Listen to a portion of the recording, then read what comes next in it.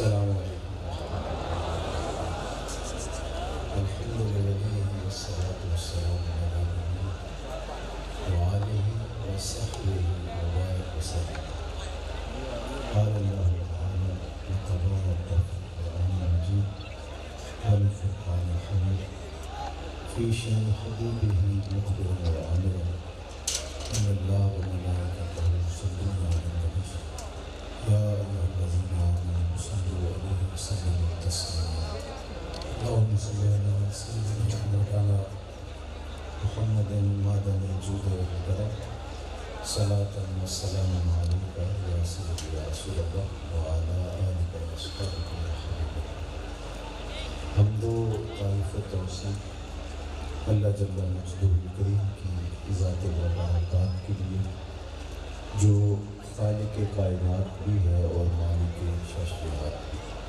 اللہ جل وعلا کی حمد و ثنا کے بعد رسول رحمت شفیع معظم نبی محتشم حضور ختم المرتبہ صلی اللہ علیہ وآلہ وسلم کے حضور ناز میں اپنی عقیدتوں، ارادتوں اور محبتوں کا خراج پیش کرنے کے بعد واجب الاحترام ذوی الاحتشام معزز و مکرم سامعین حاضرین، آج کی منعقدہ یہ خوبصورت تقریب بارگاہ رسالت مآب علیہ التحیۃ والثناء میں اپنی عقیدتوں، ارادتوں اور محبتوں کا خراج پیش کرنے کے لیے انعقاد پذیر ہوئی۔ بارگاہ عزتی میں دعا ہے ہماری حاضری کا ایک ایک لمحہ قبول فرمایا جائے۔ آقا کریم کے تذکرہ رحمت کی خوشبو سونگنے کے لیے آپ لوگ کشاں کشاں چلے آئے اور ابھی تک مسلسل لوگ پنڈال میں داخل ہو رہے ہیں۔ مجھے لگتا ہے تھوڑی دیر کے بعد یہاں جو تھوڑی بہت گنجائش ہے وہ بھی موجود نہیں رہے گی، لیکن چونکہ یہ تسلسل آنے کا دیر تک رہے گا تو جو لوگ موجود ہیں اور جہاں بیٹھے ہیں وہ اپنی ساری توجہات کو سمیٹ کے کچھ دیر کے لیے میری جانب مبذول کر دیں تاکہ بات اسی تسلسل کے ساتھ آگے بڑھ سکے۔ حضور علیہ السلام کا تذکرہ رحمت اہل ایمان کے لیے قلب اور روح کی تسکین کا سامان ہے، اور ہم نے اتنا تذکرہ کسی کا ہوتے دیکھا بھی نہیں جتنا میرے حضور کا ہو رہا ہے۔ میرے امام نے کہا تھا کان جگر لگا یہ تیری ہی داستان ہے، گھر گھر انہی کے تذکرے ہیں، ہر لب پہ انہی کی نعتیں ہیں، ہر زبان پہ انہی کی باتیں ہیں۔ اہل ایمان حضور کا ذکر سن کر اپنے قلب روح کی تسکین کا سامنا کرتے ہیں۔ شیخ مہدی الفاسی مطالع المسرات شرح دلائل الخیرات میں لکھتے ہیں حضور کا ذکر سن کر جس شخص کے کلیجے میں ٹھنڈ نہیں پڑتی اس کے سینے میں دھڑکنے والا دل کسی مومن کا دل ہی نہیں ہے۔ یہ ہو ہی نہیں سکتا کہ حضور کا ذکر ہو، قلب اور روح کو تسکین نہ پہنچے، باطن قرار نہ پائیں اور سینے میں ٹھنڈ نہ پڑے۔ سو میں اور آپ اپنے آقا و مولا کے حضور اپنی عقیدتوں اور محبتوں کا نذرانہ پیش کرنا اپنے لیے سعادت سمجھتے ہیں۔ اہل محبت کا شروع سے یہ طریقہ رہا ہے کہ وہ اپنے آقا و مولا کا ذکر ویسے تو ہر موسم میں کرتے ہیں، لیکن ربیع الاول میں ان کی محبتیں جوبن پہ ہوتی ہیں اور عقیدتوں کے رنگ دیکھنے والے ہوتے ہیں، اور اب اس کی ضرورت اور زیادہ بڑھ گئی ہے جب فرانس کے گماشتوں نے الٹی ٹیڑھی لکیریں تراش کے انہیں پیغمبر حسن، پیغمبر جمال کے خاک پیام دے دیا۔ اور یہ زندگی میں آپ نے بھی پہلی بار سنا، بلکہ تاریخ میں پہلی بار ہوا کہ ریاستی سرپرستی میں ایسا ہو گیا۔ تو اب امت گلی گلی حضور کے نام کا چراغاں کرے اور حضور کے حسن کے قصیدے پڑھے اور اپنی عقیدتوں کا اظہار اپنے آقا و مولا سے کرے، یہ امت پر اور زیادہ ضروری ہو گیا ہے۔ تو ویسے تو حضور کے ذکر کو کم نہیں کیا جا سکتا، یہ خاکے جو تراش رہے ہیں، میں نے جگہ جگہ کہا کہ یہ میرے حضور کے خاکے نہیں ہیں، خاکے تو خاکیوں کے ہوتے ہیں، جو پیکر نور ہو اس کے خاکے کون تراشے گا۔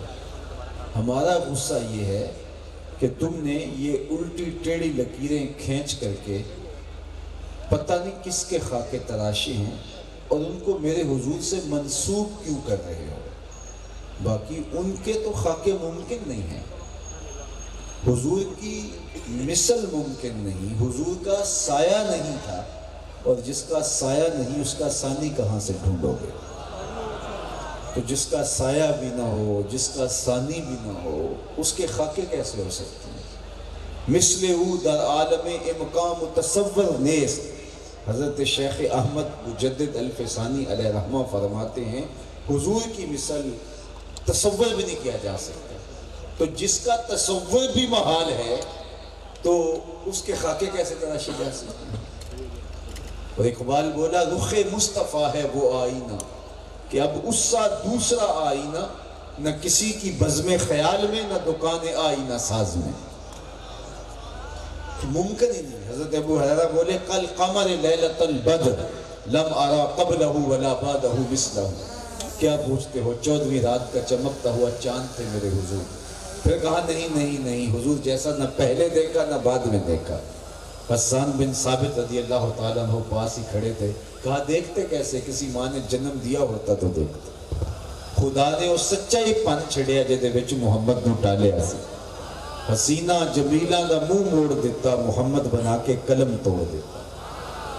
ایسا پیکر بن گیا، ایسا حسن بخشا، ایسا جمال دیا، ایسی خوبصورتی عطا کی کہ حضور کی مثل تصور بھی نہیں کی جا سکتی۔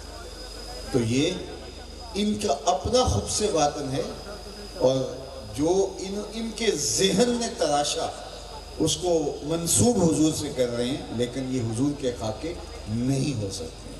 صحیح بخاری میں روایت ہے کہ قریش نے کہا کہ عجیب لوگ ہو تم، محمد بھی کہتے ہو اور عیب بھی لگاتے ہو، ایک کام کرو نا، یا تو عیب لگانا چھوڑ دو یا لفظ محمد کہنا چھوڑ دو، چونکہ لفظ محمد کا معنی ہے الذی یحمد حمدا بعد حمد مرتن بعد مرتن کرتن بعد کرتن۔ محمد وہ ہوتا ہے جس کی بار بار تعریف کی جائے، قلم ٹوٹ جائیں تعریف ختم نہ ہو، روشنائیاں ختم ہو جائیں تعریف ختم نہ ہو، لکھنے والے تھک جائیں، ان کی عمریں بیت جائیں تعریف ختم نہ ہو، صحیفے ختم ہو جائیں تعریف ختم نہ ہو، تیرے اوصاف کا ایک باب بھی پورا نہ ہوا، زندگیاں ختم ہوئیں اور قلم ٹوٹ گئے، حتیٰ کہ تعریف کی اپنی تعریف ختم ہو جائے، محمد وہ ہوتا ہے جس کی تعریف ختم نہ ہو صلی اللہ علیہ وسلم۔ تو کہا تم تو جانتے ہو، تم تو اہل زبان ہو، تمہیں تو پتہ ہے کہ لفظ محمد کا معنی کیا ہے، اور تم یہ لفظ بھی ان کے لیے بولتے ہو اور پھر نقص بھی نکالتے ہو، عیب بھی لگاتے ہو، تو ایک کام کرو۔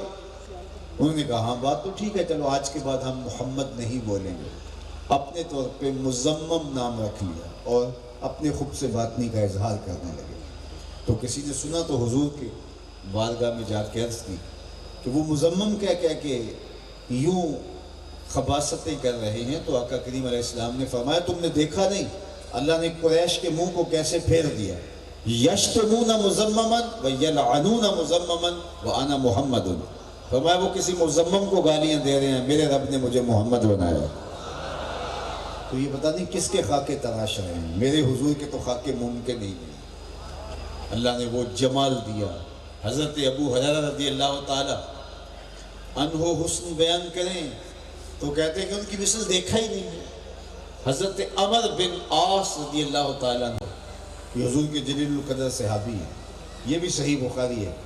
تو کچھ لوگ ان کا حال پوچھنے گئے اور یہ مرض الموت میں تھے، آخری لمحات تھے۔ تو جب لوگ ملنے آئے تو یہ دیوار کی طرف رخ کر کے رونے لگے، اور حدیث پاک میں آتا ہے کہ بہت روئے، پھر لوگوں کی طرف رخ پھیرا اور کہا کہ لو سئلت ان اصفہ ما اتقتو، آنے والوں اگر تم مجھ سے یہ پوچھنے آئے ہو کہ حضور کیسے تھے تو اللہ کی قسم میرے میں طاقت نہیں کہ میں بیان کر سکوں۔ جنہوں نے شام سویرے دیکھا، جنہوں نے حضور کے دیدار کا جی بھر کے شربت پیا، وہ بھی کہتے ہیں ہمارے بس میں نہیں ہے کہ ہم حضور کا نقشہ بیان کریں کمال کو، تو اور کون ہوتا ہے کوئی کہ وہ نقشہ تراش لے اور خاکے تراش لے، تو ان کا تو خاکہ ممکن ہی نہیں ہے۔ تو یہ امتحان ہے اس امت کا کہ کیا اس موقع پہ امت متحد ہوتی ہے یا نہیں ہوتی، امت کھڑی ہوتی ہے یا نہیں ہوتی، یا اسی طرح ایک دوسرے کے جبے پھاڑ رہے ہیں اور امامے نوچ رہے ہیں اور ایک دوسرے کی ٹانگیں کھینچ رہے ہیں، اور فرقہ فرقہ امت، ٹکڑے ٹکڑے امت، نظریاتی گروہ بندی، جغرافیائی گروہ بندی، لسانی گروہ بندی، امت ٹکڑے ٹکڑے ہو گئی، اور آج اس کا نتیجہ یہ ہے کہ دشمن دلیر ہو گیا، اور یہاں تک ان کی دلیری جا پہنچی کہ پیغمبر حسن کے ساتھ اس طرح کی چیزیں منسوب کرنے لگا۔ تو یہ ہمارے سوچنے کی بات ہے، ہم صحیح معنی میں امت بن جائیں۔ اگر ہم امت بننا اور امت کے تصور کو اجاگر کرنے لگ جائیں تو دشمن کے لیے اتنے کافی ہے۔ فروغ آدم خاکی سے انجم سہمے جاتے ہیں کہ یہ ٹوٹا ہوا تارا مہ کامل نہ بن جائے۔ امت کا تصور ہی ان کو ہلا کے رکھ دیتا ہے، لیکن انہوں نے اس طرح میں بانٹ دیا، اس طرح تقسیم کر دیا، گروہ بندی میں مبتلا کر دیا، فرقہ فرقہ کر دیا، ٹکڑے ٹکڑے کر دیا، کہ انہیں پتہ ہے کہ یہ کبھی کھڑے نہیں ہوں گے، کبھی اکٹھے نہیں ہوں گے، اور جس کا نتیجہ کیا ہے کہ آج دشمن دلیر ہوا ہے۔ اقبال رو رو کے کہتا رہا، بٹکے ہوئے آہو کو پھر سوئے حرم لے چل، اس شہر کے خوگر کو پھر وسعت صحرا دے، میں بلبل نالا ہوں اس اجڑے گلستان کا، تاثیر کا سائل ہوں محتاج کو داتا دے۔ اللہ اس امت کو کھویا ہوا وقار بخشے، اور میں آج کثرت سے یہ دعا کرتا ہوں جگہ جگہ کہ اللہ اس امت کو صحیح معنی میں امت بننے کی توفیق دے، اور ایسا غلبہ، عظمت رفتہ، رفعت پارینہ بخش دے، ایسا تغلب عطا کر دے امت مصطفیہ کو کہ کوئی محبوب کی طرف میلی نظر سے دیکھنے کا سوچ بھی نہ سکے، چونکہ ہماری سانسیں حضور کے نام سے چلتی۔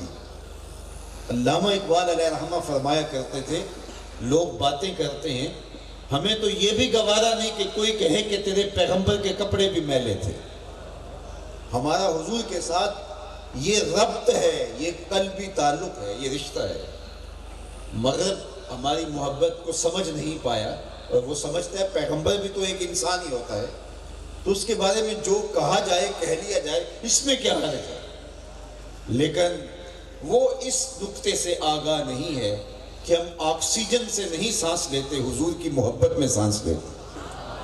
ہمارا جینا مرنا حضور کے نام سے ہے۔ محمد ہے متاع عالم ایجاد سے پیارا، پدر مادر برادر مال جاں اولاد سے پیارا، محمد کی محبت دین حق کی شرط اول ہے، اسی میں ہو اگر خامی تو سب کچھ نامکمل ہے۔ ہماری روحیں، ہماری جانیں حضور کے نام پہ قربان، ہماری نسلیں حضور کے نام پہ قربان، ہمارے ماں باپ حضور کے نام پہ قربان۔ اور صحابہ محض بطور رسم یہ جملہ نہیں کہا کرتے تھے، بلکہ ان کے رگ و ریشہ میں حضور کی محبت اس طرح راسخ تھی، اس کا عملی اظہار تھا کہ جب حضور سے مخاطبت کرتے تو کہتے فدا کا امی و ابی یا رسول اللہ، حضور میری ماں بھی آپ کے قدموں پہ قربان، میرا باپ بھی آپ کے قدموں پہ قربان۔ اور یہ تسلسل امت کے اندر کبھی بھی جو ہے وہ ختم نہیں ہوگا۔ حضور کے نام پہ اپنی جانیں وارنا اور حضور کے لیے اپنا سب کچھ قربان کر دینا، یہ سعادت مندی ہے ہر دور کے مسلمان۔ ہم عملاً کمزور ہو سکتے ہیں، ہزار کوتاہیوں کا شکار ہو سکتے ہیں، لیکن دل کا سودا ہم حضور کی گلی میں ہی کرتے ہیں، اور سب کچھ قربان کرنے کے بعد ہم سمجھتے ہیں حق تو یہ تھا کہ حق ادا نہ ہوا۔ تو مغرب کی جو تفہیم ہے وہ ناقص ہے، وہ سمجھ نہیں پایا ہمارے جذبات، اور یا وہ اتنا مکار ہے کہ وہ سمجھتا ہے کہ اب یہ کمزور ہو گئے ہیں تو اب ان پر کچوکا لگاؤ، ان کو زخم دو، ان کے کھلے ہوئے بہتے ہوئے زخموں پر نمک چھڑکو اور ان کو اذیت پہنچاؤ۔ اسے پتہ ہے 56-57 اسلامی ملکوں کے حکمران غیرت کی چادر پھاڑ چکے ہیں، ان کے اندر دم خم باقی نہیں رہا۔ اب جو چاہے کرو، تم کر سکتے ہو اور تمہیں کوئی پوچھنے والا نہیں۔ خلافت دم توڑ گئی، امت ٹکڑوں میں بٹ گئی، گروہ بندی کا شکار ہو گئی۔ تم جو چاہو کرو، کیا عرب کیا عجم، پوری امت اس وقت جس طرح عجیب حالت کا شکار ہے، تو آج دشمن اس نوبت تک پہنچ گیا۔ ہم نے دوبارہ اپنے پاؤں پہ کھڑا ہونا ہے، اپنے عمل سے ثابت کرنا ہے کہ ہم حضور کے سچے غلام ہیں، اور ہمارے رویے، ہمارا طرز زندگی، ہمارا انداز معاشرت حضور علیہ السلام کی محبت کے سانچے میں ڈھل جائے۔ ہماری محبت صرف پرجوش نعروں تک محدود نہ ہو، بلکہ ہماری محبت عملاً گواہی دے رہی ہو کہ ہم حضور کے غلام ہیں۔ ہماری زبان ہی صرف عشق رسول کا دعویٰ نہ کرے، بلکہ ہمارا انداز حیات بتائے کہ ہم حضور کے غلام ہیں، ہم حضور کے نوکر ہیں۔ ہم اسوہ رسول یا سیرت رسول کی صرف بات ہی نہ کریں اور یہ کہانی بیان کر کے صرف ایک داستان سرائی تک ہی محدود نہ رکھیں، بلکہ حضور علیہ السلام کی سیرت کو اپنی عملی زندگی کا یوں حصہ بنائیں کہ میرے استاد فرمایا کرتے تھے، یہ نہ ہو کہ لوگ تمہیں پوچھے تم کون ہوتے ہو اور تمہیں بتانا پڑے جناب ہم مسلمان ہوتے ہیں، یہ دیکھو مذہب کے خانے میں اسلام لکھا ہوا ہے۔ آپ فرمایا کرتے تھے نہ کسی کو پوچھنا پڑے، نہ تمہیں بتانے کی نوبت آئے۔ تمہارا وضاقتہ، تمہارا طرز زندگی، تمہارا انداز معاشرت ایسا ہونا چاہیے تم دور سے چلے آ رہے ہو، لوگ کہیں وہ دیکھو آقا کا غلام آ رہا، نور آنکھوں میں تو چہروں پہ اجالے ہوں گے، مصطفیٰ والوں کے انداز نرالے، دنیا میں بھی ان کے دم سے مقدر چمکا، محشر میں بھی ان کی رحمت کے حوالے۔ حضور علیہ السلام سے محبت کا دعویٰ میں بھی کرتا ہوں اور کرنا چاہیے، اور آپ بھی کرتے ہیں، آپ کو بھی کرنا چاہیے، پوری امت کو یہ دعویٰ ہے۔ لیکن ہمیں یہ بھی سوچنا ہے کہ کہیں یہ دعویٰ کبھی کہیں کمزور تو نہیں ہے، صرف لفظوں تک محدود تو نہیں ہے۔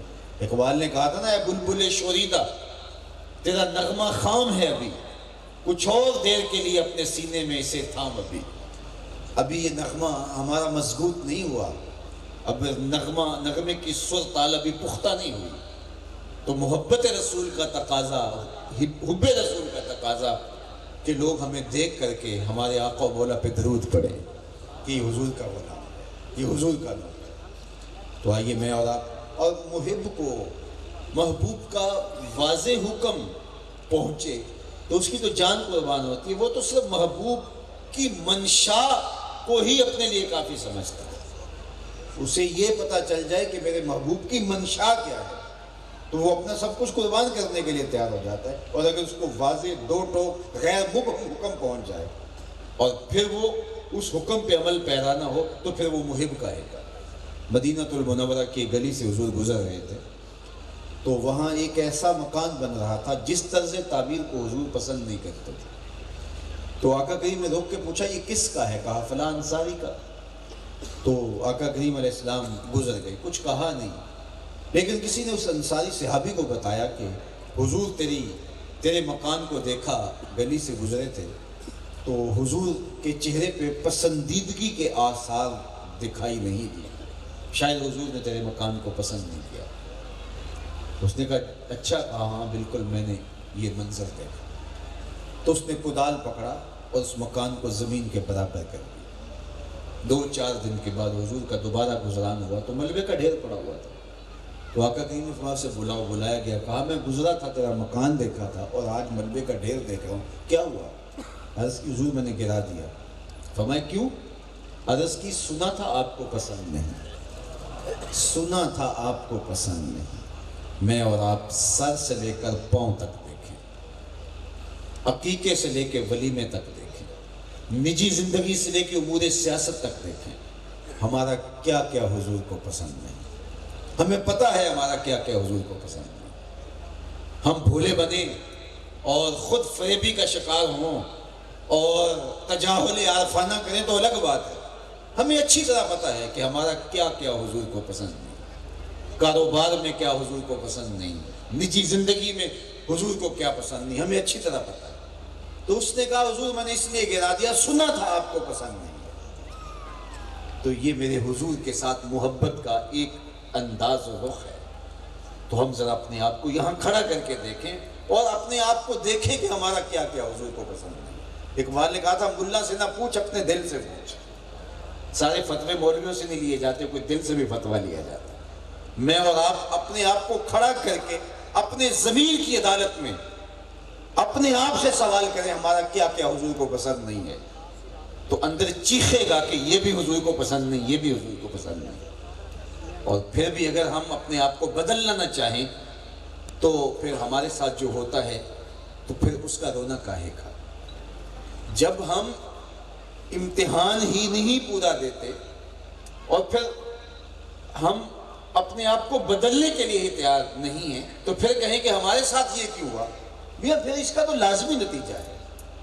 اقبال نے جب وہ کہا کہ کافر کو حور و قصور دیا اور مومن کو فقط وعدہ حور دیا، تو اس کے جواب میں کہا کہ مسلم آئی ہوا کافر تو ملے حور و قصور. کافروں نے آئین اور ضابطے مسلمانوں والے اپنائے تو ان کو پھر دنیاوی دولتیں دے دی گئی، دنیاوی دولتیں ان کا حصہ تھا دے دی گئی، لیکن وہ مسلم آئی بنے. اور کہا تم میں کوئی حوروں کا چاہنے والا ہی نہیں، جلوائے طور تو موجود ہے کوئی موسیٰ ہی نہیں. تم سچی طلب لے کر تو آؤ، تم ہوم ورک تو کر کے آؤ. پھر تمہیں اگر جو ہے وہ اس کا نتیجہ نہ ملا تو پھر بات کرنا. جب شکوے کی زبان کھولی تو لہجہ تلخ ہو گیا. صفائے دہر سے باطل کو مٹایا ہم نے. اقبال رب سے شکوہ گناہ ہے. صفائے دہر سے باطل کو مٹایا ہم نے، نوع انسان کو غلامی سے چھڑایا ہم نے. تیرے کعبے کو جبینوں سے بسایا ہم نے، تیرے قرآن کو سینوں سے لگایا ہم نے. پھر بھی ہم سے گلا ہے کہ وفادار نہیں. ہم وفادار نہیں، تو بھی تو دلدار نہیں. بڑا تلخ لہجہ تھا. اب اس کا جواب سنیے. اب جواب ادھر سے آ رہا ہے، صرف صیغہ بدلتا، لفظ وہی ہے. اب جواب آیا صفائے دہر سے باطل کو مٹایا کس نے، نوع انسان کو غلامی سے چھڑایا کس نے، میرے کعبے کو جبینوں سے بسایا کس نے، میرے قرآن کو سینوں سے لگایا کس نے. تھے تو آباء تمہارے ہی مگر تم کیا ہو، ہاتھ پہ ہاتھ دھرے منتظر فردا ہو. ہر کوئی مست مئے ذوق تن آسانی ہے، تم مسلمان ہو یہ انداز مسلمانی ہے. حیدری فقر ہے نئے دولت عثمانی ہے، تم کو اسلاف سے کیا نسبت روحانی ہے. وہ معزز تھے زمانے میں مسلمان ہو کر، تم خار ہوئے تارک قرآن. ہماری پستی، ذلت، رسوائی، نکبت ہماری دین بیزاری اور دین دوری کا نتیجہ ہے، قرآن کو چھوڑ دینے کا نتیجہ ہے. آج بھی اگر اس کتاب کو ہم پکڑ لیں عزت پا جائیں. وَأَنْتُمُ الْأَعْلَوْنَ إِن كُنْتُم مُؤْمِنِينَ. میرے رب کا وعدہ ہے. کافر میرے لگتے کیا ہیں؟ عزت کا تاج تمہارے سر پہ رکھوں گا، لیکن شرط ہے مومن بھی تو بن کے دکھاؤ. وَأَنْتُمُ الْأَعْلَوْنَ. تم ہی اونچے ہوگے، تاج تمہارے سروں پہ رکھا جائے گا، لیکن شرط یہ ہے کہ تم مومن بن کے دکھاؤ. تم نکھٹو اور اپنی خواہشات کے غلام بن کے اپنی مرضی کی زندگی گزارو اور الطاف پہم وہ طلب کرو جو بدر اور احد کے شرکاء کو عطا کیے گئے. تو یہ ایسا نہیں ہوگا. تمہیں محنت کرنا ہوگی، میدان عمل میں اترنا ہوگا، پھر دیکھنا کہ ہم کس طرح الطاف تمہارے اوپر نازل کرتے ہیں اور کرم نوازیاں اترتی ہیں تمہارے اوپر. تم جھولی تو پھیلاؤ، تم دامن تو پھیلاؤ، تم طلب کے ہاتھ تو دراز کرو، پھر دیکھنا ہماری رحمتیں تمہارے اوپر کیسے نازل ہوتی. تم تو 1 ارب 60 کروڑ ہو دنیا کے اوپر، وہ تو صرف 313 تھے. ہم نے کیسے ان کو عزتوں کی مسندوں پہ بٹھایا، ان کی دھاک بٹھا دی.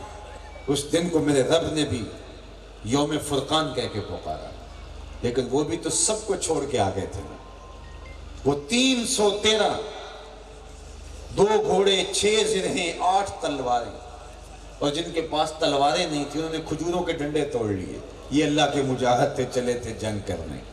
کیسے رنگ تھے، کیسا جمال تھا ان کا، کیسا جذبہ تھا.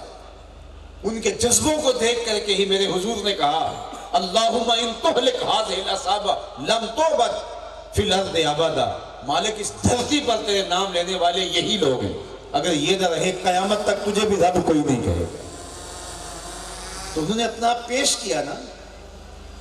میں اور آپ دیکھیں کہ ہم کھڑے کہاں ہیں، اور ہم جو بدر اور احد کے شرکاء پر کرم نوازی ہوئی وہ طلب کرتے ہیں، اترے فرشتے ہماری مدد کے لیے۔ ہم کہتے ہیں کہ آج بھی ابابیلیں اترے، لیکن آج ابابیلیں اترے تو ہمیں کنکر ماریں گے۔ تم 1 ارب 40 کروڑ ہو اور 1 ارب 60 کروڑ کی تعداد اب تمہاری ہو رہی ہے، اور تمہارے پیغمبر کی توہین ہو، 56-57 اسلامی ملک ہو، تمہارے پاس افواج ہو، تم ایٹمی طاقت ہو، اور تمہارے پیغمبر کی اہانت ہو رہی ہو، تو ہم آئینے میں منہ دیکھیں تو ہمیں شرم آئے، جس طرح کے روح سیاہ ہو چکے ہیں، جیسی شکل ہماری بگڑ چکی ہے، جس طرح کی ہماری صورت بن چکی ہے، لیکن اس کے باوجود ہم جاگنے کے لیے تیار نہیں ہیں۔ اور جو لوگ جاگنے کے لیے تیار نہ ہوں، اور جو شعور اور احساس زیاں جن کے اندر نہ ہو، ان قوموں کے ساتھ وہی ہوتا ہے جو اس وقت امت مسلمہ کے ساتھ ہوتا ہے۔ باقی رہی بات اللہ کے محبوب کی عظمتوں کی، تو یہ بات ذہن میں رکھو کہ محبوب کی عظمتوں کو کوئی نہیں گھٹا سکتا، یہ ذمہ میرے رب کا ہے۔ وَرَفَعْنَا لَكَ ذِكْرَكَ کا تاج کل بھی میرے محبوب کے سر پہ تھا، آج بھی حضور کے سر پہ۔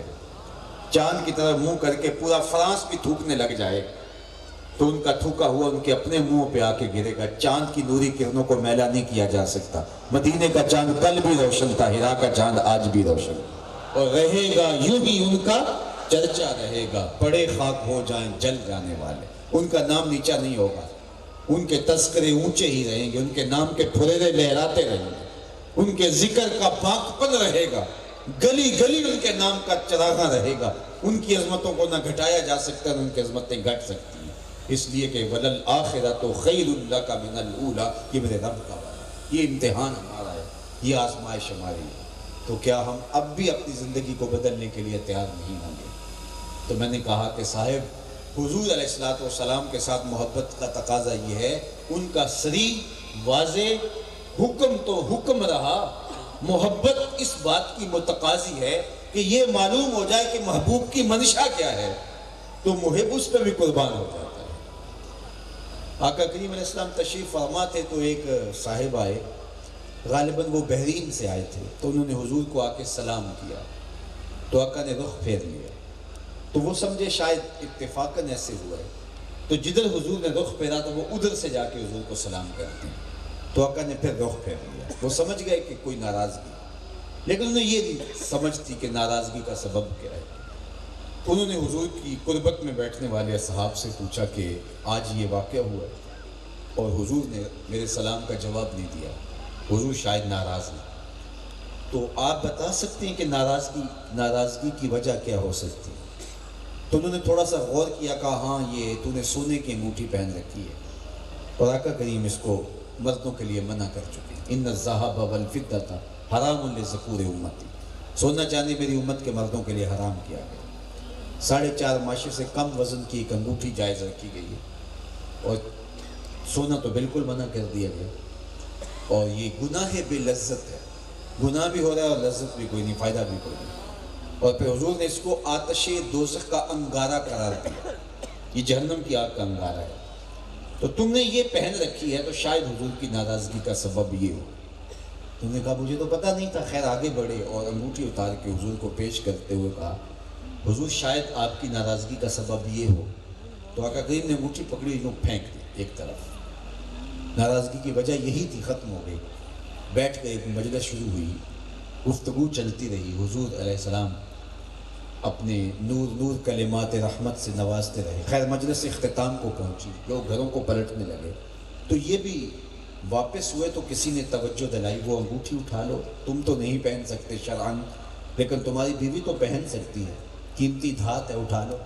تو صحابی نے کیا جواب دیا، سنیے اور ذرا اپنے آپ کو اس جگہ پہ ایک لمحے کے لیے کھڑا کیجیے۔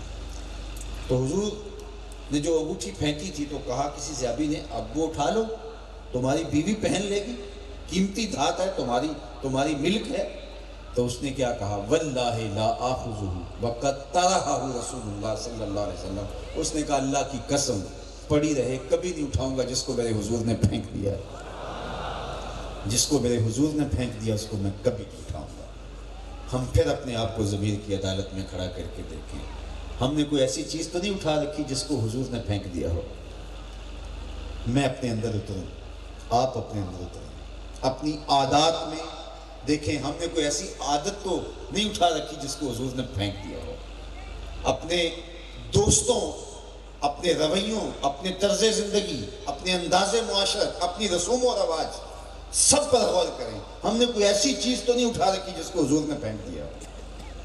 اور اگر ایسی چیزیں ہم نے اٹھا دی ہیں، اٹھا رکھی ہیں جو حضور نے پھینک دی ہیں، تو پھر کہیں کہ حضور کی رحمت نہیں برستی ہمارے اوپر، تو پھر یہ حق ہمیں نہیں ہے بات کرنے کا۔ اس نے کہا پڑی رہے، سونا ہے، ہیرا ہے، موتی ہے، لال ہے، پکھراج ہے، نیلم ہے، کچھ بھی ہے، پڑا رہے، واللہ لا آخذہ، اللہ کی قسم میں نہیں اٹھاؤں گا، وقد طرحہ رسول اللہ، اس کو میرے حضور نے پھینک دیا ہے۔ تو جس کو حضور پھینک دیں وہ ہم کیسے اٹھا سکتے ہیں؟ تو میں اور آپ اپنی زندگیوں پہ غور کریں، اپنے شب و روز پہ غور کریں، کوئی ایسی چیز تو ہماری زندگی کا لازمہ نہیں ہے جس سے حضور نے نفرت۔ ہماری زندگی میں کہیں کسی جگہ کوئی سود تو نہیں ہے جس کو سود کا ایک درہم والدہ سے، میں کتنے سخت لفظ بولوں، والدہ سے بدکاری کرنے کے مترادف ہے، سود کا ایک درہم۔ کیا ہماری زندگی میں یہ تو نہیں ہے؟ میرے حضور سے پوچھا گیا کہ مومن بزدل ہو سکتا ہے؟ کہا نہیں، بہادر ہوتا ہے، لیکن ہو سکتا ہے کبھی بزدلی بھی کر جائے، آخر بشر ہی تو ہے۔ پھر پوچھا گیا کہ مومن کنجوس ہو سکتا ہے؟ کہا نہیں، سخی ہوتا ہے، لیکن ہو سکتا ہے کبھی بخل بھی کر جائے، آخر بشر ہی تو ہے۔ تیسرا سوال حضور سے پوچھا گیا، مومن جھوٹا ہو سکتا ہے؟ فرمایا جھوٹا نہیں ہو سکتا، یہ طے بات، یہ طے شدہ عمل ہے کہ مومن جھوٹا نہیں ہو سکتا۔ میں اور آپ دیکھیں کہ ہماری زندگی میں کہیں جھوٹ تو نہیں ہے؟ اگر ہماری زندگی کے کسی گوشے میں جھوٹ ہے، چاہے مزاح سے ہی ہے، چاہے ویسے ہی کسی کا دل بہلانے کے لیے ہی ہے، تو ہم دیکھیں کہ ہم کھڑے کریں۔ آج تاجر تو کہتا ہے کہ جھوٹ کے بغیر سودا نہیں بکتا۔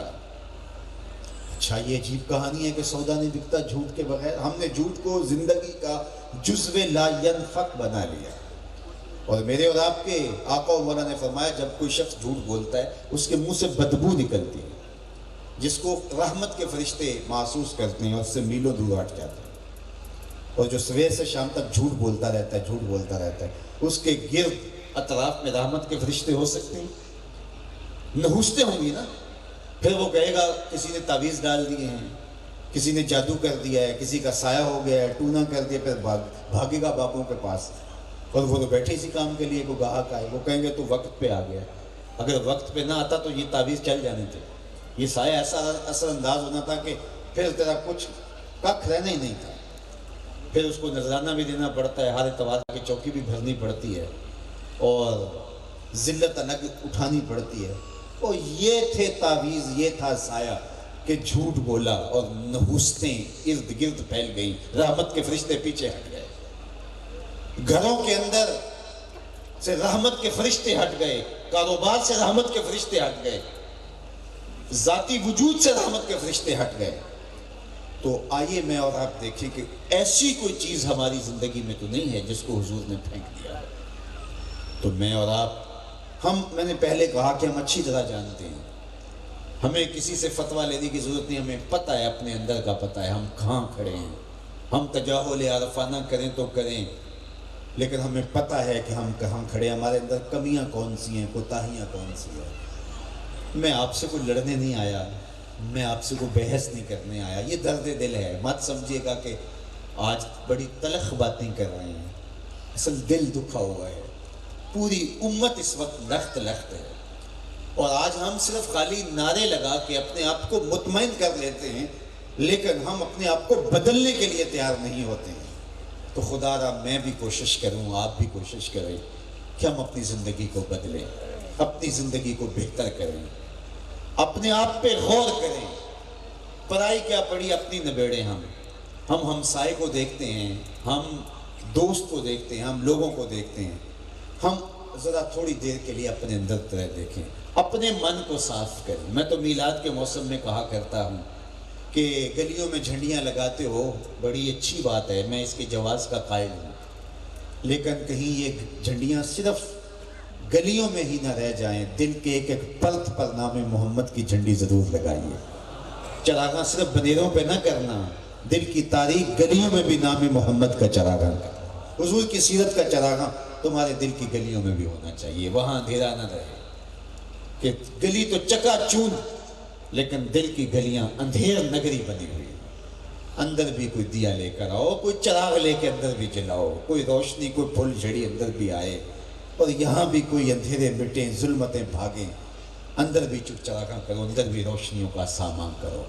محمد دی زیارت محمد دے رنگ وچ، اسی رنگ میں اپنے آپ کو رنگنے کی کوشش کرو، زندگی کو ان کی سیرت کے سائے میں لے آؤ۔ لوگ دور سے دیکھ کے تمہیں کہیں وہ دیکھو مصطفیٰ کا غلام آ رہا ہے، تمہارا انداز حیات بتائے کہ تم نوکر ہو حضور کے، تم حضور کے غلام ہو۔ کتاب کا نام ہے بشر القیب بلقاء الحبیب۔ امام سیوطی لکھتے ہیں ایک شخص قبر میں اترا اور وہ اپنی داڑھی کو سرخ مہندی کا وسمہ کیا کرتا تھا۔ حضور علیہ السلام کے سر انور اور مبارک داڑھی میں 18 سے 20 تک سفید بال تھے، 63 سال کی عمر تک۔ ایسی کسی کی سیرت محفوظ نہیں ہے جیسی میرے حضور کی، نہ ایسا کسی کا حلیہ محفوظ جیسا میرے حضور کا۔ حضور کے مبارک سر انور اور حضور کی ریش مبارک میں جو بال ہیں صحابہ نے وہ بھی گنے ہوئے ہیں کہ سفید کتنے۔ تو حضور کو سرخ مہندی کا وسمہ کیا تو وہ صحابی بھی اس سنت کو، وہ شخص بھی اس سنت کو جو ہے وہ ادا کرتے ہوئے کیا کرتا تھا۔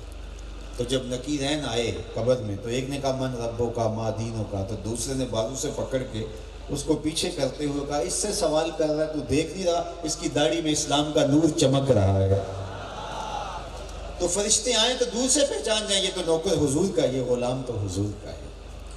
تو اپنی زندگیوں کو اس طرح حضور کی محبت میں جو ہے وہ رنگ لیں۔ مجھے بہت پرانا ایک شعر یاد آیا ہے، مسے خام تو اس طرح سے کندن کر لو۔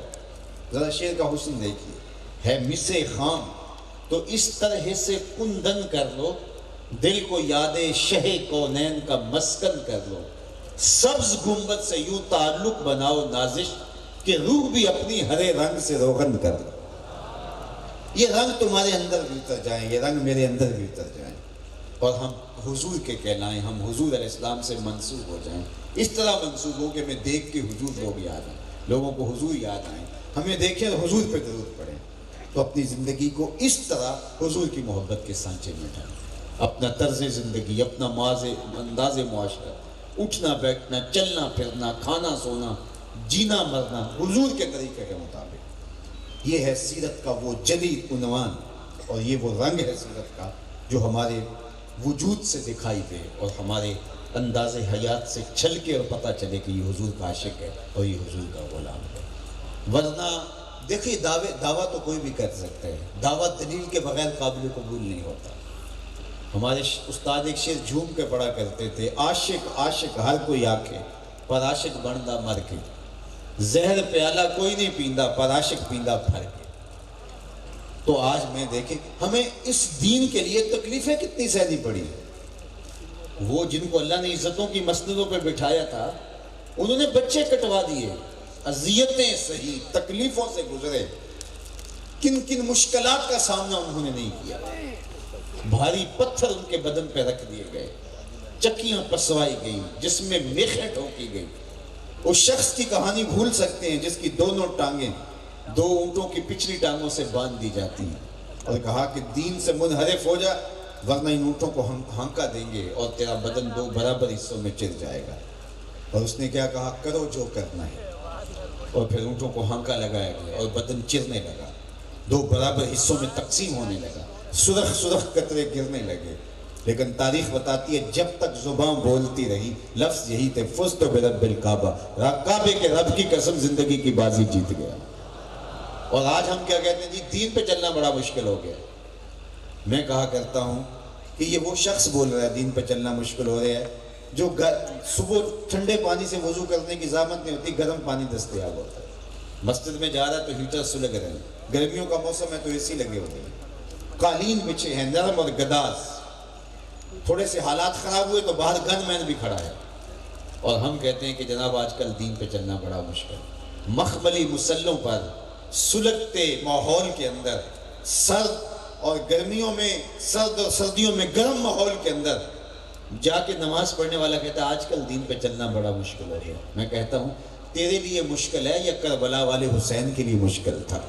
دین پہ چلنا تیرے لیے مشکل ہے یا بلال حبشی پر مشکل تھا، جن کے بدن میں میخیں ٹھوک دی جاتی ہیں، ان سے چکی پسوائی جاتی ہے، بدن پہ کوڑے مارے جاتے ہیں، لیکن بلال آگے سے مسکرا رہے ہیں۔ کسی نے گزرتے کہا کہ بلال عجیب بات ہے، یہ تمہیں کوڑے مارتا ہے تم آگے سے مسکراتے ہو۔ اللہ اکبر۔ بلال آگے سے کہتے ہیں کہ تم بازار میں جاتے ہو نا مٹی کا برتن خریدنے کے لیے، تو اس کو ٹھوک ٹھوک کے دیکھتے ہو نا کہ آواز تو ٹھیک ہے، کہیں کچا تو نہیں؟ کہا تم مٹی کا برتن خریدنے جاؤ تو اس کو بھی ٹھوک بجا کے دیکھتے ہو، کہیں کچا تو نہیں، آواز تو ٹھیک ہے؟ کہا میرا مالک بھی بلال کو خرید رہا ہے، دیکھ رہا ہے کہیں بلال کچا تو نہیں، آواز تو ٹھیک ہے۔ میں کہتا ہوں مالک خرید لے بلال کو، کھال ادڑ بھی جائے گی، حق حق کی آواز ختم نہیں ہو۔ زخم پہ زخم کھا کے جی، خون جگر کے گھونٹ پی، آہ نہ کر لبوں کو سی، یہ عشق ہے دل لگی۔ جب دعویٰ عشق کیا ہے تو پھر اس کو نبھانا پڑے گا۔ چمی گوئے مسلمانم بلرزم کہ دانم مشکلات لا الہ۔ اقبال کہتا ہے جب میں کہتا ہوں میں مسلمان ہوں تو کانپ جاتا ہوں، لا الہ الا اللہ کہنے کی مشکلات کو میں سمجھتا ہوں۔ جب کہہ دیا لا الہ الا اللہ تو پھر دنیا کے سارے بادل سے ٹکر لے گئے، تو پھر ایک کا ہو کے رہ گیا، پھر ہر بت سے ٹکرا گیا، ہر مشکل سے ٹکرا گیا۔ لیکن ہم چاہتے ہیں کہ ہم سے کوئی ناراض بھی نہ ہو، ہمارا نفس بھی ہم سے راضی رہے، بت بھی ہم سے راضی رہے، جھوٹ مکر فریب بھی چلتا رہے اور ہمارا دین بھی چلتا رہے۔ ایسا نہیں ہوگا، سراسر موم یا سنگ ہونا پڑے گا، دو رنگی یہاں نہیں چلے گی، یک رنگ ہونا پڑے گا۔ اگر جھوٹی سرداری، مکر فریب دجل تلبیسات بھی چلتے رہتے اور اسلام بھی چلتا رہتا تو ابو جہل کو کیا ضرورت تھی کہ اسلام کا انکار کر کے مخالفت میں کھڑا ہوتا؟ اسے پتا تھا اسلام لانے کا مطلب یہ ہے کہ یہ سب کچھ چھوڑنا ہوگا۔ اسلام من مانی کا نام نہیں ہے، حضور کی سچی غلامی کا نام ہے۔ اسلام کا معنی تسلیم کردن، سرے تسلیم خم کرنے کا نام اسلام ہے۔ تو جب اسلام لے آئے تو پھر اپنی خواہش نہیں رہی، تیرے ہندیاں سندیاں محبوبہ میں کافر ہوں جب میں ہوں، پھر تو اپنے وجود کی بھی نفی کر دی جاتی ہے۔ پھر ہم ہوتے کون ہیں کچھ ہو، تو پھر تو محبوب کی ادائیں ہی سب کچھ ہوتی ہیں، محبوب کا حکم ہی سب کچھ ہوتا ہے۔ تو آئیے میں اور آپ اپنی زندگیوں کو حضور کی محبت کے سانچے میں ڈھال دیں اور عقیدتوں کے رنگ میں رنگ دیں، اور اس انداز سے ہم دکھائی دیں کہ لوگ ہمیں دیکھ کر کے کہیں کہ یہ حضور کا غلام ہے، یہ حضور کا نوکر ہے۔ ہماری زندگی کا ایک ایک گوشہ، ایک ایک لمحہ، ایک ایک ساعت حضور علیہ السلام کی غلامی کی سائے میں بسر ہو۔ اور اقبال کے اس کلام پر اور اقبال کے شعر پر اپنی گفتگو کو اختتام کی طرف لے جاؤں گا۔ کی محمد سے وفا تو نے تو ہم تیرے ہیں، یہ جہاں چیز ہے کیا لوح و قلم تیرے۔ اقبال کہتے ہیں حضور سے وفا کر لو، پھر قلم بھی تمہیں دے دیں گے، تختی بھی تمہیں دے دیں گے، پھر جو لکھنا ہوا خود ہی لکھ لینا۔ تمہاری تقدیر کے فیصلے واشنگٹن میں نہیں ہوں گے، بلکہ خدا بندے سے خود پوچھے گا بتا تیری رضا کیا ہے۔ شرط یہ ہے کہ تم حضور کے ہو کے دیکھو۔ جنہوں نے حضور کو مانا اور پھر ان کے ہو گئے، پھر زمانہ ان کے قدموں تلے، ان کے قدموں تلے اپنی آنکھیں زمانہ بچھاتا دکھائی دے رہا۔ حضرت عمر رضی اللہ تعالیٰ عنہ عرض تہامہ سے گزرے تو بچوں کی طرح بلک بلک کے رونے لگے، تو کسی نے کہا کہ عمر کیا ماجرا ہوا، یوں بچوں کی طرح رو رہے ہو؟ کہا یہی عرض تہامہ تھی، اور میرے باپ خطاب نے مجھے 5 اونٹ قطار میں سیدھے کرنے کے لیے کہا تھا۔ میں آگے والا سیدھا کرتا تھا، پیچھے والا ٹیڑھا ہو جاتا، پیچھے والا سیدھا کرتا، آگے والا ٹیڑھا ہو جاتا۔ تو میرے باپ نے کہا تم ایک عرب کے بیٹے ہو کے 5 اونٹ قطار میں کھڑے نہیں کر سکتے؟ کہا عمر پہ ایک ایسا وقت آیا کہ اس سے 5 اونٹ قطار میں کھڑے نہیں ہوتے تھے، اور آج 22 لاکھ مربع میل کی حکمرانی اور شرق سے لے کر غرب تک سارے انسان بھی ایک لائن میں کھڑے۔ یہ محمد عربی کے قدموں کا صدقہ نہیں تو، حضور کے جوڑوں کا صدقہ نہیں ہے۔ تو ان کی ہوگی تو دیکھو، زمانہ تمہارا ہوگا، دنیا باج گزار ہوگی تمہاری۔ وَأَنْتُمُ الْأَعْلَوْنَ إِن كُنْتُم مُؤْمِنِينَ، تم ہی سربلند ہو۔ شرط یہ ہے کہ تم انہی کے ہو کے رہو اور اپنی زندگیوں کو ان کے قدموں پہ لگا لو۔ اللہ آپ کو سلامت رکھے، آپ کو اللہ خوش رکھے، اہل وہاڑی نے جس شوق سے، جس وارفتگی سے، جس محبت سے اپنے آقا و مولا کے حضور اپنی محبتوں کا خراج پیش کیا، اور جس طرح آپ ہجوم کر کے اس اجتماع گاہ میں تشریف لائے، اور جس شوق سے، جس ولولے کے ساتھ سنا، اللہ تعالیٰ مجھے سب سے پہلے اور آپ کو جو میں نے کہا اس پر عمل کی توفیق عطا فرمائے، چونکہ عمل سے زندگی بنتی ہے، عمل نہیں ہے تو کچھ بھی نہیں ہے۔ تو ہم حضور علیہ السلام کی زندگی کو، حضور کے طرز حیات کو اپنی زندگی میں اپنے آپ کو اتنا ستھرا کر رہے ہیں کہ ہم لوگوں کے لیے خیر کی چابی بن جائیں۔ حضور نے ارشاد فرمایا کہ خیر کی چابی بن جاؤ اور شر کا تالا بن جاؤ۔ ہمارا وجود اللہ کی مخلوق کے لیے رحمت کا ذریعہ بن جائے، ہمارا وجود اللہ کی مخلوق کے لیے راحت کا ذریعہ بن جائے، ہمارا وجود کسی کے لیے اذیت کا سبب نہ ہو، ہمارے ہمسائے ہم سے تنگ ہوں، ہمارے دوست ہم سے تنگ ہوں، ہم جو ہے وہ اگر کاروبار میں ہیں تو ہمارے جو ہے وہ کاروباری ساتھی ہم سے تنگ ہو، نہیں، ہمارا وجود بے ضرر ہو اور اللہ کی مخلوق کے لیے ہم رحمت کا گھنا سائبہ بن جائیں، اور اللہ جل شانہ کی خاص رحمتیں پھر ہمارے اوپر برسیں گی، حضور کی عنایات ہم سب کا مقصود ہوگی۔ اللہ جل شانہ ہم سب کو اپنی امان میں رکھے، دنیا آخرت کی بہاریں ہمارا مقصود کرے۔ کار ما آخر شدو آخر زما کار نشد، مشت خاک ما غبار کوچہ یار نشد، و آخر دعوانا الحمدللہ رب العالمین، والصلاة والسلام علی اشرف الانبیاء والمرسلین۔ مالک اٹھے ہوئے ہاتھ کبھی بھی خالی نہ موڑے جائیں، پھیلی ہوئی جھولیاں رحمتوں سے بھر دی جائیں، بخت کی بہاریں نصیب ہوں، مقدر کی خزائیں رخصت فرما دی جائیں، جیئیں تو تیرے لیے، مریں تو تیرے دین کے لیے، زندگی کی آخری ہچکی تک تیرے رسول کے وفادار رہیں، ہر علت، ہر قلت، ہر ذلت سے رہائی عطا کر، اپنے پاک نبی کے در کی گدائی عطا کر، نفس و شیطان کے مکر و فریب سے، دجل و تلبیسات سے اللہ ہماری حفاظت فرما۔ اللہ جتنے لوگ آئے ہیں گھروں میں واپس پہنچنے سے پہلے اس اجتماع کی برکتیں سب کے گھروں تک پہنچا دیں، اور اللہ ہمیں خود احتسابی کی توفیق عطا کر، اپنے من میں اتر کے اپنا جائزہ لے کے اپنی اصلاح کی توفیق نصیب فرما۔ اللہ جتنے لوگ آئے انہوں نے جو سنا، جو چیزیں قابل عمل ہیں، اللہ اپنے کرم سے ان پر عمل کرنا ہمارے لیے آسان بنا دے، نفس و شیطان کے مکر و فریب سے، دجل و تلبیسات سے ہماری حفاظت فرمانا، ہمیں اپنی پناہوں کے حصار میں رکھنا، اپنی امان کے سائے میں رکھنا۔ اللہ میرے وطن کی خیر کرنا، میرے ملک کو امن کے اجالے دینا، دہشت گردی کے سلگتے الاؤ ٹھنڈے کر دینا۔ اللہ اس ملک کو معیشت کا جمال دینا، معاشرت کا حسن عطا کر دینا، اس وطن کی جغرافیائی اور نظریاتی سرحدوں کی حفاظت فرمانا، عالم اسلام کو تغلب عطا کرنا، عظمت پارینہ، رفعت رفتہ عطا کرنا، اتنی طاقت اور توانائی دینا کہ تیرے محبوب کی ناموس کی طرف کوئی میلی نظر سے دیکھنے کی ہمت بھی نہ کر سکے۔ اللہ اس امت کو کھویا ہوا وقار عطا کر دینا۔ اللہ احیاء خلافت کا زمانہ نصیب فرما، وہ لمحے عطا کر عساکر امام مہدی کو بھیج دے۔ اللہ ان ظالموں، ان شریروں جنہوں نے تیرے محبوب علیہ السلام کی ناموس پر حملہ کیا، اللہ ان کو غارت فرما دے، اور اس امت کو توانائی، طاقت اور ہمت اور توفیق عطا فرما دے۔ 56-57 اسلامی ملکوں کے حکمرانوں کو غیرت عطا کر دے۔ اللہ پوری امت کو غیرت مند حکمران عطا فرما، غیرت مند حکمران عطا فرما۔ اللہ ساکر اسلام کی مدد فرما، اور ان کو حضور کی ناموس کے لیے کھڑا ہونے کی توانائی عطا کر دے۔ اپنا خاص کرم ایک ایک لمحہ ہماری زندگی میں اتار دے۔ ادارۃ المصطفیٰ حلقہ بہاڑی کے تمام دوستوں کو لمحہ لمحہ عزت آبرو عطا کرنا، ان کی کاوش کو مستجاب فرمانا۔ اللہ جتنے لوگ آئے ہیں سب کو خیر دینا، پناہیں دینا، امان دینا، حفاظتوں کا حصار دینا، برکتیں، رحمتیں، راحتیں مقسوم کرنا، اپنی کرم نوازیوں کے اجالے دینا، محبوب کی غلامی میں زندگی، کسی غلامی میں موت دینا۔ میں سو جاؤں یا مصطفیٰ کہتے کہتے، کھلے آنکھ صلی علی کہتے کہتے، وصلی اللہ تعالی علی النبی الامین وعلی آلہ واصحابہ اجمعین برحمتک یا